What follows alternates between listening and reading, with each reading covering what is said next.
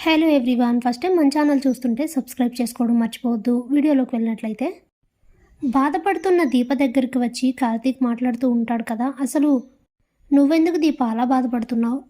జరిగిన వాటి వేటికి కూడా నువ్వు కారణం కానప్పుడు నువ్వు బాధపడాల్సిన అవసరం ఏముంది? మా నాన్న రెండో పెళ్లి విషయం బయటపడడంతో ఈ రెండు కుటుంబాల మధ్య దూరం మొదలైంది.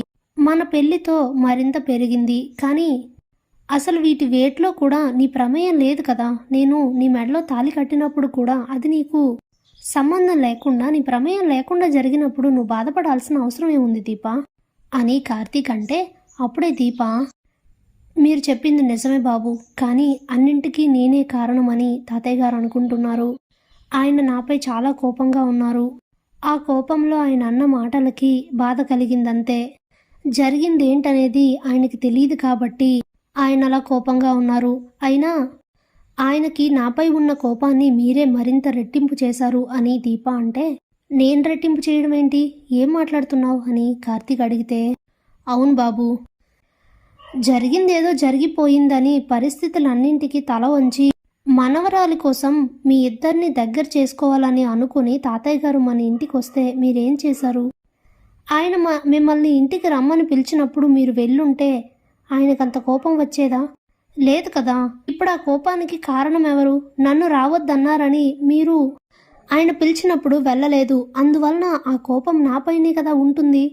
మీరివన్నీ ఆలోచించకుండా ఎందుకు కార్తీక్ బాబు తాతయ్య గారితో రాను అని అంత తెగేసి చెప్పేశారు? మిమ్మల్ని అక్కడికి రమ్మని పిలిచినప్పుడు మీరు వెళ్ళుంటే అసలు ఈ సమస్యలే ఉండేవి కావు కదా. ఎంతో కొంత ఆయనకు ఆ కోపం తగ్గేది. మీ అమ్మగారికి పుట్టిల్లు దూరమైందన్న బాధ కూడా తప్పేది. ఇవేవి ఆలోచించకుండా ఒక కోణం నుండే ఆలోచించి మీరు రాను అని అంత తెగేసి చెప్పడం నాకు నచ్చలేదు బాబు అని అంటుంది దీప. అప్పుడే కార్తీక్, చూడు దీప, జరిగిందేంటో నువ్వు చూసావు, నేను నీకు ఎగ్జాంపుల్ కూడా చెప్పాను. అలాంటప్పుడు జరిగిన దాంట్లో నీ తప్పు లేనప్పుడు నువ్వు అనవసరంగా లేనిపోని వాటికి బాధపడకు అని చెప్పేసి కార్తీక్ అయితే లోపలికి వెళ్ళిపోతాడు.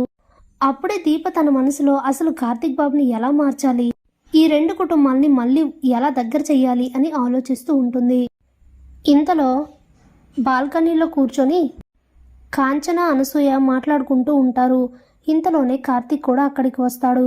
అప్పుడే కాంచన, ఎరా దీపకి నచ్చ చెప్పావా? జరిగిన దాంట్లో తన ప్రమేయం ఏమీ లేకపోయినా తనంతలా బాధపడుతుంది అని అంటే, అప్పుడే కార్తీక్, మీ నాన్న అనేసి మాటలంటే మరి బాధపడదా అని అడిగితే, మరి అందుకే కదరా నీకు చెప్పాను, వెళ్ళి తనని ఓదార్చి తనని కొంచెం నార్మల్ స్థితికి తీసుకురమ్మని నీకు అందుకే కదా చెప్పాను అని అంటుంది కాంచన. అప్పుడే కార్తీక్, నేను చెప్పాల్సింది చెప్పానమ్మా, తను ఇంకేం ఆలోచిస్తుందో నాకైతే తెలీదు అని చెప్తాడు. అప్పుడే కాంచన, అదేంట్రా అలా అంటున్నావు? ఎలా అయినా సరే దీపని నార్మల్ స్థితికి నువ్వే తీసుకురావాలి, తన బాధ నువ్వే పోగొట్టాలి. ఎందుకంటే దీప ఎన్నో విషయాల్లో బాధలు, ఇబ్బందులు అన్నీ అనుభవించి వచ్చిన మనిషి. దీప చాలా సెన్సిటివ్ కూడా కార్తీక్. ఎవరు ఏమన్నా బాధపడడం తప్ప తిరిగి ఒక మాట అనడం తెలీదు అని కాంచన అంటే, అప్పుడే కార్తీక్, నాకు కూడా అదే భయంగా ఉందమ్మా. ఎవరు ఎన్ని మాటలన్నా కూడా తిరిగి ఏమీ అనదు. బాధనైనా సరే ఓర్చుకుంటుంది కానీ బయటపడదు. ఇలాంటి దీపకి శౌర్య ఆరోగ్య పరిస్థితి గురించి తెలిస్తే ఏం జరుగుతుందో ఊహించుకుంటేనే నాకు చాలా భయంగా ఉంది అని కార్తీక్ అంటే, అప్పుడే కాంచన, అవును కార్తీక్, అసలు నిన్ను అడుగుదామనుకొని కుదరనే లేదు. మొన్న శౌర్యని హాస్పిటల్కి తీసుకెళ్ళావు కదా, అసలు ఏం జరిగింది అక్కడ? డాక్టర్ ఏం చెప్పారు అని అంటే, శౌర్యకి హెల్త్ డిసీజ్ ఉందని చెప్పారమ్మా. తనని చాలా జాగ్రత్తగా చూసుకోవాలని, తనకి ఇప్పుడు ప్రస్తుతానికి మెడిసిన్స్ మార్చి ఇచ్చారు. ఆ మెడిసిన్స్ ఇంకొన్ని రోజులు వాడితే ఆ తర్వాత ఏజ్ పెరిగే కొలది దీనికి ఏదైనా సొల్యూషన్ ఉంటుందేమో చూద్దామని చెప్పారు డాక్టర్ అని చెప్తాడు కార్తీక్. ఇక ఆ మాటలకి కాంచన, అనసూయ ఇద్దరు కూడా షాక్ అవుతారు. అయితే శౌర్యని చాలా జాగ్రత్తగా చూసుకోవాలి, అలాగే దీపకి ఈ విషయంలో ఎలాంటి అనుమానం రాకుండా మనం జాగ్రత్త పడాలి అని అనసూయ అంటే, ఇంతలోనే దీప అక్కడికి వచ్చి, ఎన్నాళ్ళు జాగ్రత్త పడతారు, ఇంకా ఎన్నాళ్ళు నా దగ్గర అసలు విషయం దాస్తారు అని అడుగుతుంది. దీపని చూడగానే ముగ్గురు కూడా షాక్ అవుతారు. అప్పుడే దీప, ఏంటి కార్తీక్ బాబు అలా చూస్తున్నారు? మీరు శౌర్య ఆరోగ్య పరిస్థితుల విషయంలో నా దగ్గర ఏదో దాస్తున్నారని నాకెప్పటి నుండో అనుమానం ఉంది. మిమ్మల్ని అడుగుతుంటే మాట దాటేస్తూ వస్తున్నారు. కానీ ఇప్పుడు మీరు మాట్లాడుకున్నదంతా నేను విన్నాను. శౌర్యకి ఏదో డిసీజ్ ఉందని అన్నారు. అదేంటో చెప్పండి బాబు అని అడుగుతుంది దీప.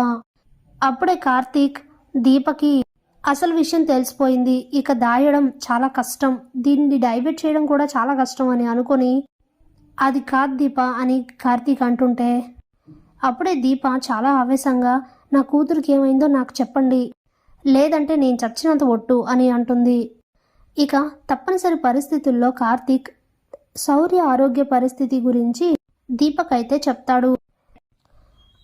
అప్పుడే దీపకి కార్తీక్ తన మెడలో ఎందుకు తాళి కట్టాడనేది అర్థమయ్యి శౌర్య కోసమే ఇదంతా చేశాడని అర్థం చేసుకున్న దీప కార్తీక్ కాళ్ళపై పడి, నేను మిమ్మల్ని అపార్థం చేసుకున్నాను, కానీ మీరు నా కూతురు కోసం ఇదంతా చేశారని నాకిప్పుడు పూర్తిగా అర్థమైంది అంటూ చాలా బాధపడుతూ ఏడుస్తూ ఉంటుంది దీప.